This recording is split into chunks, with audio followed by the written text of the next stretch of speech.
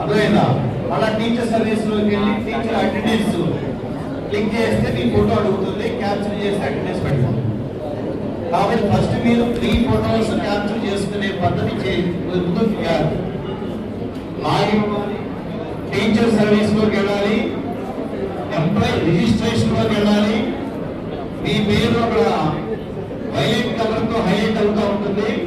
దాన్ని టచ్ చేసిన వెంటనే 3 ఫోటోస్ మీకు అక్కడ లేబుల్ ఉంది. వాటిని క్యాప్చర్ చేసినట్లయితే రిజిస్ట్రేషన్ ప్రాసెస్ కంప్లీట్ అయినట్టు. ఆ తర్వాత నెక్స్ట్ మళ్ళా ఫస్ట్ గా లాగిన్ అయ్యి టీచర్ సర్వీస్ లోకి వెళ్ళి అటెండెన్స్ అని చెప్పేసి టీచర్ అటెండెన్స్ అని క్లిక్ చేసి మీ ఫోటో అడుగుతుంది. అప్పుడు మళ్ళీ అటెండెన్స్ క్యాప్చర్, మీ ఫోటో క్యాప్చర్ అవుతుంది, అటెండెన్స్ కంప్లీట్ అయినట్టు. అక్కడ